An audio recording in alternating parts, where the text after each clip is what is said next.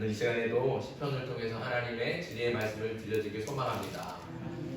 우리가 계속 시편, 여기 이제 33편까지 33개의 시편을 같이 봤잖아요. 우리가 이제 많은 시편들을 이제 남겨두고 있고 우리 안에는 이제 여러 시편들이 있는데 오늘 시편이 조금 다른 게 느껴지시는 게 있습니까? 우리가 이제 봐왔던 시편들과 우리가 앞에 시편들 여러 개 봤지만 다윗 시편들을 볼 때 주로 어떤 시편들이 많이 있었습니까?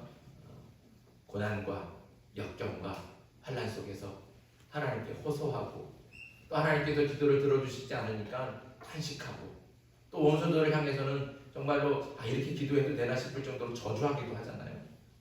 그러니까 비탄과 찬해와 뭐 이런 시들이 사실은 되게 많아요. 그러니까 어려울 때 하나님 나 너무 힘들어요. 나 너무 고통스러워요. 근데 왜 내 기도는 안 들어주시는 거예요? 하나님 날 좀 도와주세요. 이렇게 슬픔과 고통 속에서 애원하고 호소하는 기도들이 많이 있었잖아요. 그런데 오늘 우리가 같이 읽었지만 시편 33편은 어떻습니까? 그런 게 느껴지시나요? 네, 맞아요. 그런 게 전혀 안 느껴지는 거. 비탄하고 슬프고 애원하고 막 이런 게 안 느껴지고 즐겁고 기쁘고 감사함으로 찬송하고 뭔가 이렇게 좀 활기차고 생동감 있는 그런 느낌들이 느껴지실 것이다 이렇게 생각이 됩니다. 특히 오늘 시편은 그래서 기쁨과 또 감사로 하나님을 찬양하는 찬양시예요. 그래서 이 찬양시를 시작할 때도 찬양하라 이렇게 명령으로 시작하는 겁니다. 자, 1절부터 3절까지 1절부터 3절 같이 한번 읽겠습니다. 시작. 너희 의인들아 여호와를 즐거워하라. 찬송은 정직한 자들이 마땅히 할 바로다. 수금으로 여호와께 감사하고 열줄 비파로 찬송할지어다. 새 노래로 그를 노래하며 즐거운 소리로 아름답게 연주할지어다. 아멘. 우리가 방금 말씀 가운데 여러 단어들이 나와요. 찬송하라, 즐거워하라, 노래하며 연주하라. 이렇게 다 모양은 다르고 또 이렇게 표현은 다르지만 결국에는 한 말이에요. 뭐라는 뜻입니까? 하나님을 찬양하는 찬양하는. 근데 오늘 말씀 속에서 어떤 사람이 하나님을 찬양합니까? 어떤 사람들을 향해서 하나님을 찬양하라고 말하고 있습니까? 다시 한번 우리 1절만 읽어보겠습니다. 1절만 시작. 너희 의인들아 여호와를 즐거워하라. 찬송은 정직한 자들이 마땅히 할 바로다. 아멘. 자, 누구를 향해서 찬송하라고 그래요? 의인들아. 자, 그러면 죄 있는 사람은 찬양하지 못하겠죠? 죄 있는 사람은 찬양할 수 없을까요? 어떻습니까?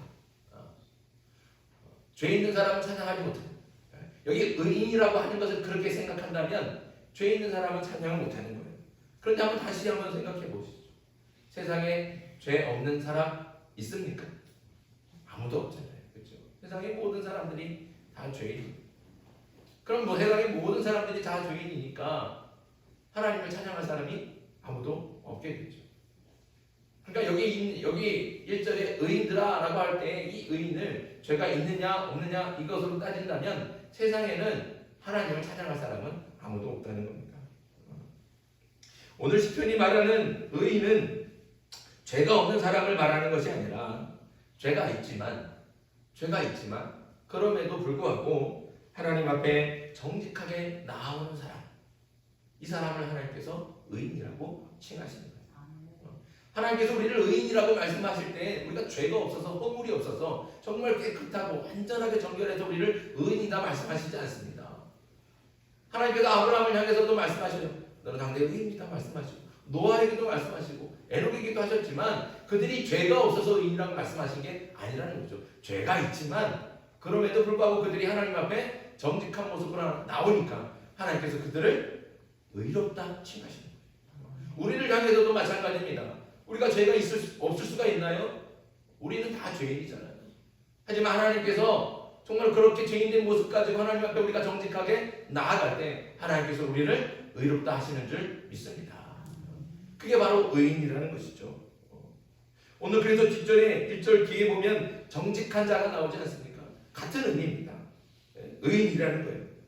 이렇게 정직하게 하나님 앞에 나오는 사람은 결국 누구를 말하느냐? 예배자를 말하는 거예요. 거짓 없이 자신의 모습 그대로 하나님께 나와서 예배하는 사람, 그 사람이 하나님을 찬양할 수 있는 의인이라는 것이죠.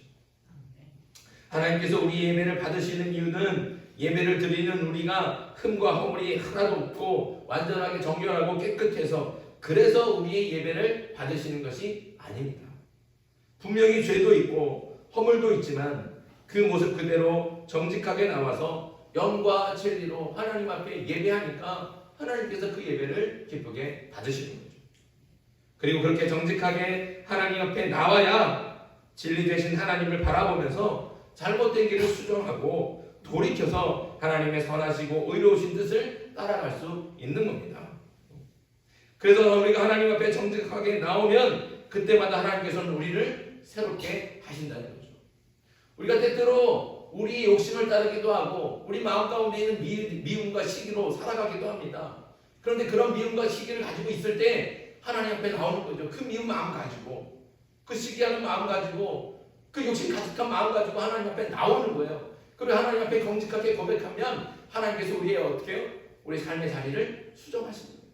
아, 내가 지금 죄의 길을 가고 있구나. 내가 지금 욕심을 따라가고 있구나. 깨닫게 하시고 바른 길로 하나님께서 기뻐하시는 선한 길로 우리를 이끌어 가신다는 것이죠. 그래서 우리가 때때로 우리는 수정을 할 수밖에 없는 거예요. 죄의 길을 가기도 하고 욕심의 길을 따라가기도 하고 음란한 길을 따라가기도 하는 거예요. 그러나 그럴 때마다 정직하게 하나님 앞에 나오면 그 하나님 선하고 의로우신 하나님께서 우리를 또한 하나님께서 기뻐하시는 선한 길로 인도하신다는 거죠. 그렇게 자꾸 수정해가는 거예요. 그게 우리 신앙의 모습이라는 겁니다. 우리가 처음부터 하나님 믿었으니까 믿고 나서부터 죽을 때까지 한 번도 죄를 안 짓느냐? 그렇지 않잖아요. 우리 가운데 미움도 생기고 욕심도 생기고 죄를 행하기도 하는 거죠. 그럴 때마다 하나님 앞에 정직하게 나아가면 하나님께서 우리를 어떻게 해요? 의의 길로 인도하신다는 거예요. 죄의 길에서 우리를 끄집어내서 하나님께서 기뻐하시는 구원의 길로 인도하시는 줄 믿습니다. 그러니까 중요한 것은 죄가 있느냐 없느냐가 아니라 얼마만큼 하나님 앞에 정직하게 나아오느냐 이것이죠. 그렇게 하나님 앞에 정직하게 나오면 우리가 죄 가운데 있을지라도 우리를 새롭게 하셔서 하나님의 자녀로 하나님의 선한 길로 인도해 주시는 줄 믿습니다. 그래서 우리가 3절 말씀에 새 노래로 노래하라고 그러잖아요. 오늘 말씀에 새 노래.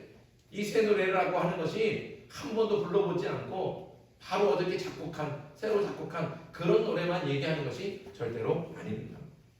노래는 항상 부르던 똑같은 노래지만 그 노래를 부르는 우리가 날마다 주님 앞에서 주의 은혜로 새롭게 되니까 그래서 우리가 부르는 노래가 새로워질 수 있다는 것이죠. 저와 여러분들이 이렇게 새 노래로 하나님을 찬송할 수 있길 소망합니다. 정직하게 하나님 앞에 나와서 하나님을 예배하며 진실하게 찬양할 수 있는 저와 여러분들 되길 바랍니다. 하나님께서는 죄와 허물이 없는 의인을 찾으시는 것이 아니라 하나님 앞에 정직하게 나아오는 그런 예배자를 찾으십니다. 거짓이나 가식이 없는 그렇게 정직한 모습으로 하나님 앞에 나와서 하나님을 찬양하는 저와 여러분들 되길 주님의 이름으로 축복합니다. 오늘 말씀은 그렇게 하나님을 찬양하라는 명령으로 시작하지만 무조건 찬양하라 이렇게 막무가내로 요구하지만은 않습니다. 왜 하나님을 찬양해야 되는지 그 이유도 우리에게 알려주시죠. 그럼 하나님을 찬양해야 되는 이유가 무엇이겠습니까? 두 가지 이유가 있는데 첫째는 하나님은 온 세상을 만드신 창조주시기 때문에 그렇습니다. 우리 한번 따라합시다. 하나님은 창조주십니다. 다시 한번요. 하나님께서 세상을 만드셨습니다. 이게 우리 믿음의 가장 기초가 되는 것이죠. 자, 우리 6절 말씀 봅니다. 6절 같이 읽겠습니다. 시작. 여호와의 말씀으로 하늘이 지음이 되었으며 그 만상을 그의 입 기운으로 이루었도다. 아멘. 자, 우리 신앙의 출발점 아까 말씀드린 대로 바로 창조 신앙에 있습니다. 하나님께서 온 세상을 창조하셨다는 믿음. 그래서 하나님의 말씀이 성경은 어떻게 시작을 합니까? 성경은 어떻게 시작해요? 하나님이 태초에 천지를 창조하십니다. 이게 모든 하나님 말씀이 시작이라는 거죠. 우리 믿음도 우리 신앙도 바로 여기서부터 시작이 되는 겁니다. 이것이 우리 믿음의 출발이며 우리 신앙의 기초가 됩니다. 이 창조 신앙이 없으면 우리는 하나님을 제대로 알 수도 없고 또 건강한 신앙인이 될 수가 없습니다. 하나님께서 온 세상을 창조하셨다는 이 창조 신앙이 저와 여러분들에게 확실한 믿음으로 고백되어지길 바랍니다. 그런데 하나님께서 세상을 어떻게 만드셨습니까? 어떻게 만드셨어요? 그렇죠. 말씀으로 만드십니다. 하나님께서는 말씀으로 온 세상을 창조하셨습니다. 빛이 있으라 말씀하시니까 빛이 있었고, 바다는 물은 한가운데로 모이고 땅은 드러나라 말씀하시니까 바다와 육지가 생겨나는 거예요. 이렇게 하나님께서 말씀으로 온 세상을 창조하셨습니다. 그런데 세상을 만드신 하나님의 말씀, 그 말씀이 어떻습니까? 자, 오늘 4절입니다. 4절 같이 읽습니다. 시작. 여호와의 말씀은 정직하여 그가 행하시는 일은 다 진실하시도다. 아멘. 하나님의 말씀은 정직하다는 거예요. 그래서 하나님께서 행하시는 모든 창조 사역은 반드시 정직하고 진실할 수밖에 없습니다. 이것이 왜 중요합니까? 하나님의 창조는 오래전 태초에 하나님께서 처음 만드실 때 그 창조로 끝나는 것이 아니라는 거죠.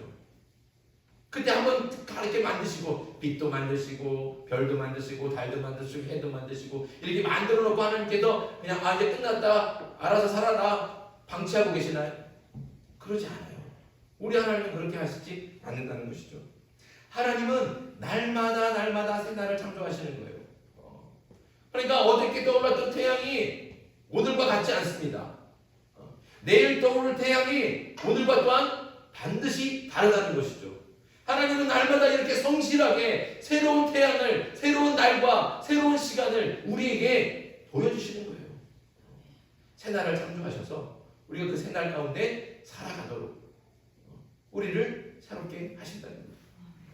그러니까 하나님의 창조는 그 옛날 한번 처음 빛을 만드실 때, 세상을 만드실 때 한 번으로 끝나는 것이 아니라 계속해서 이어지고 있는 겁니다. 하나님의 창조는 끊임없이 우리들 가운데 이어지고 있는 것이죠. 그렇게 날마다 새날을 창조하시는 하나님께서 우리 역시도 새롭게 하시는다는 거죠. 오늘의 내가 어제의 나보다 좀 더 진실하고 내일의 나는 오늘의 나보다 더 정직할 수 있습니다.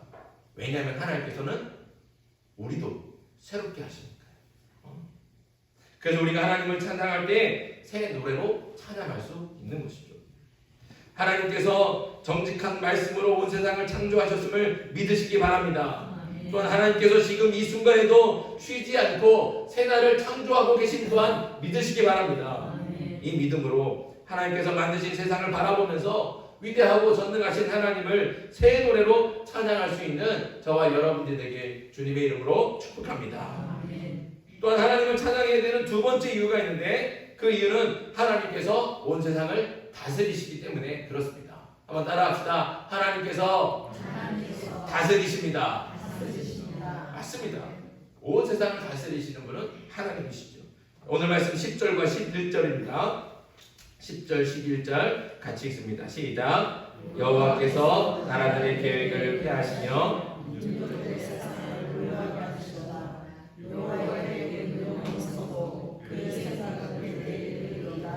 아멘. 자, 나라와 민족의 역사를 돌아보면 이게 그럴 때가 있어요. 사람이 정말 이렇게 어떻게 이렇게 할 수 있었을까?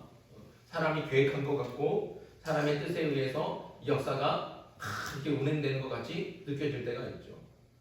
또 우리가 정말 인간의 문명과 과학과 이런 모든 것들이 발달해가는 것을 바라보면서 사람들의 그 아이디어, 기막히는 생각들 대단하지 않습니까? 어떻게 우리가 전화기를 들고 다닐 수 있었을까? 이런 생각도 안 해봤잖아요. 근데 누군가는 그걸 발명해낸다는 거죠. 누군가의 생각으로, 누군가의 아이디어로, 기막힌 발명으로 그렇게 세상이 발전해가고 역사가 진행되어 가는 것처럼 보여진다는 것이죠.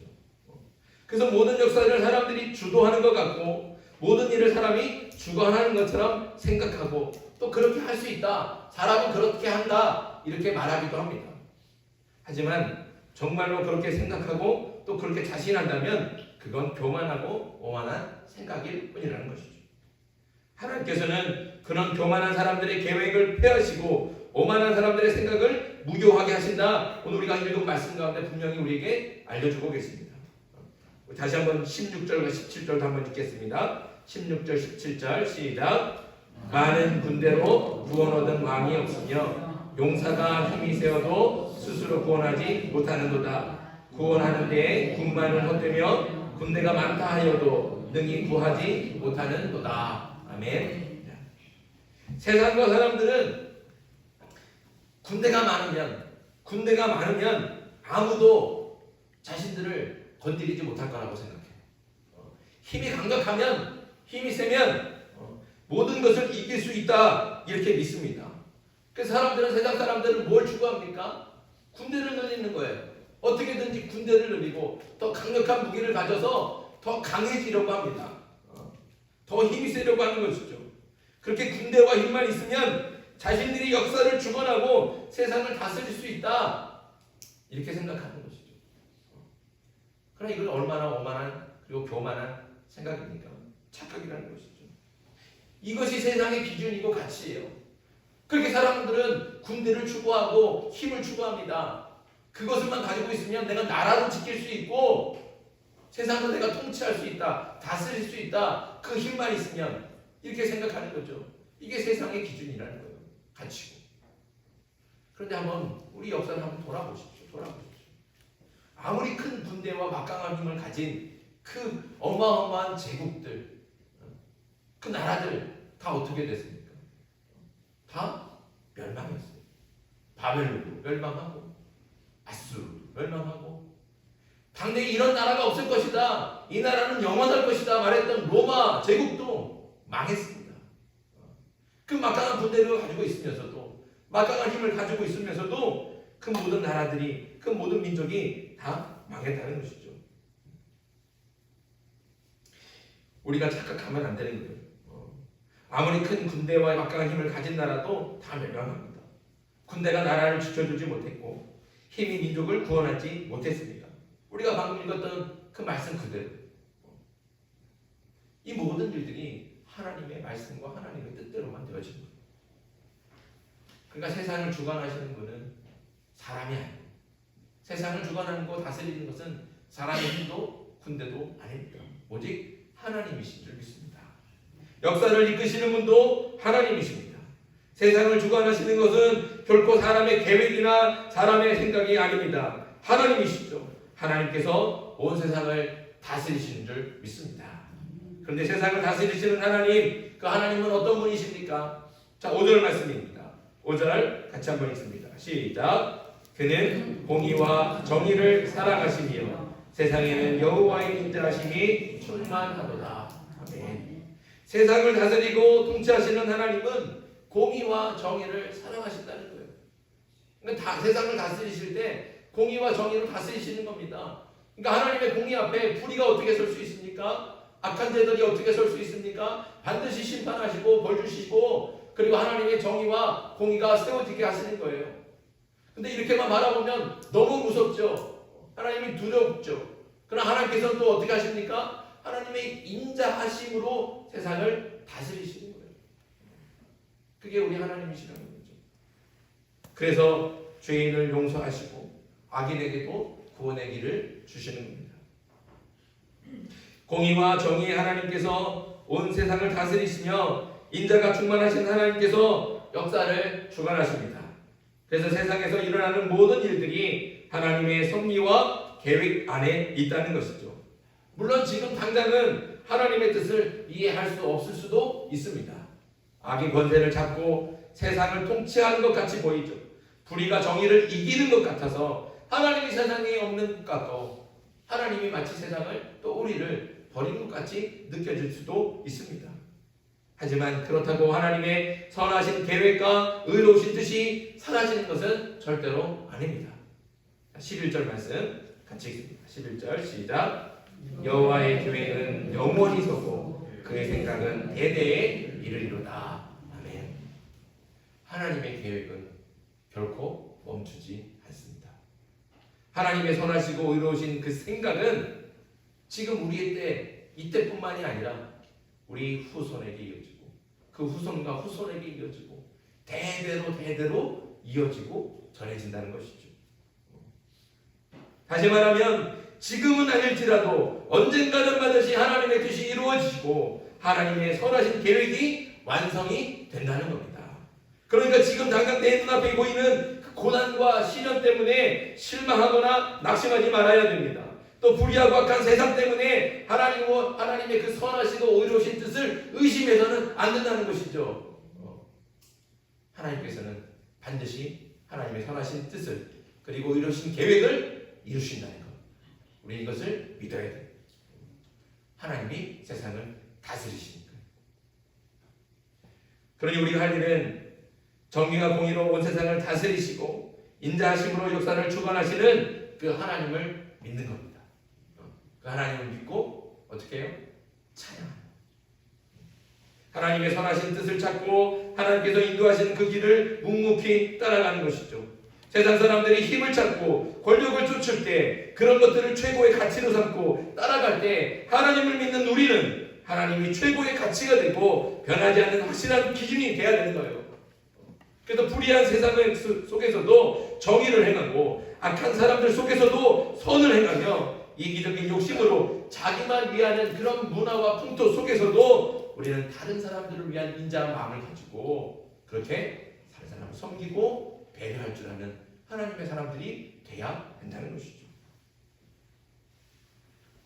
그래서 우리는 세상을 바라보면서 한탄하고 원망하고 비탄하고 그럴 게 아니라 그래도 하나님이 세상을 다스리신다.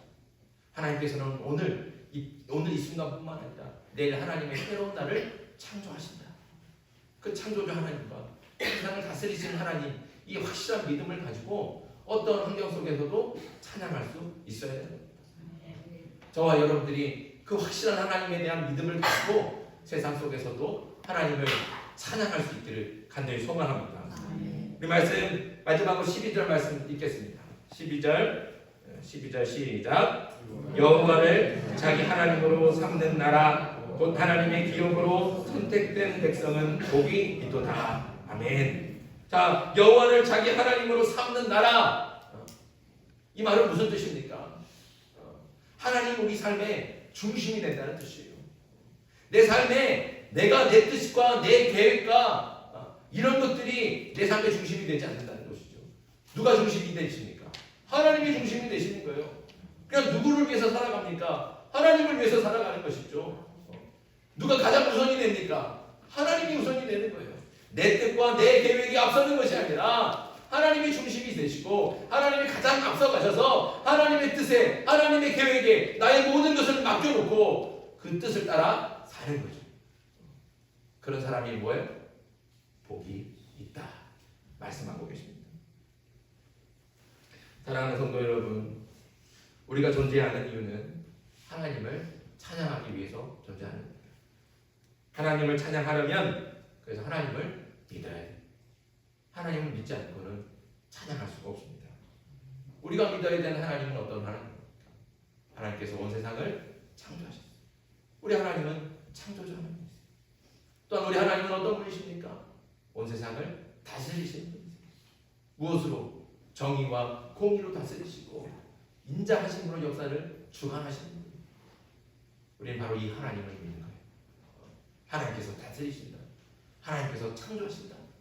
그 창조가 그 옛날 끝난 것이 아니라 오늘도 내일도 우리를 위해서 날마다 새롭게 창조하신다.